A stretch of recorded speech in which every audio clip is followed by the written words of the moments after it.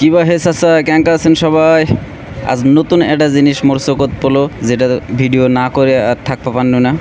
স্টেশনত খাড়া হয়ে আসনু এটা ট্রেন ধরার তনে, তো দেখুন যে এটা নতুন রেল লাইন বসাছে, যে কাজটা আমি কোনোদিন নিজের চোখত দেখো নাই কিংবা দেখার সুযোগ হয় নাই। তো এটা কিছুক্ষণ খাড়া হয়ে কাজটা লক্ষ্য করনু আর চিন্তা করে না ভিডিও করে তোমাকেও দেখো।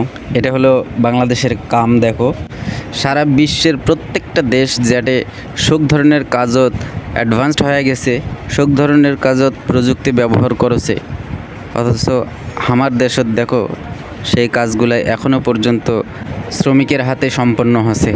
এটা আসলেই খুবই দুঃখজনক ব্যাপার স্যাপার। এ ধরনের কাজগুলা উন্নত রাষ্ট্রে কিংবা উন্নয়নশীল আরও অনেক জেলা রাষ্ট্র আছে, সেই রাষ্ট্রগুলার উন্নত প্রযুক্তির মাধ্যমেই সম্পন্ন করা হয়।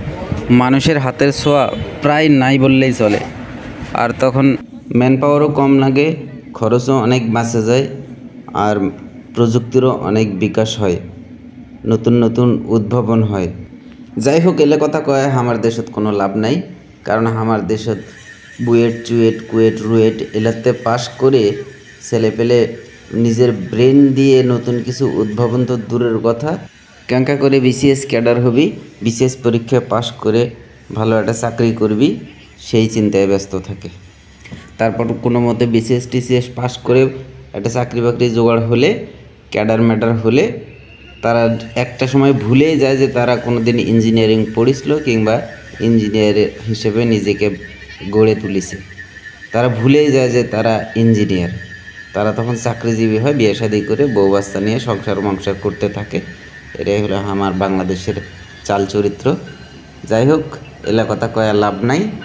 এই যে মোর ট্রেনও চলে আসে, মুই আজ অবশ্য বাড়ির যাম্মা, মোর পরিবার বাড়ির যাবি, সেই কারণে স্টেশনের ট্রেনে তুলে দিবা আসো। তো তুলে দিবে আসার পরে এই চিত্রগুলো মোর আকপাকে পড়লো, তাই ভাবনা তোমার সাথে এনে শেয়ার করো, তোরাও দেখো বুঝো। তোরা সগে বোঝেন সগে জানেন, সেটা মুই ভালো করেই জানো।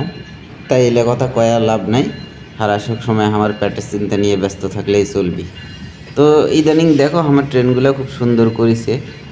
ট্রেনের ভিতরটা তোমাকে না দেখবা চানু, তো ট্রেনের ভিতর ওঠার সময় হলো না, ওই পরিবারক চাপাচাপি করে ব্যাগ ট্যাগ তুলে দিতেই সময়টা গেল।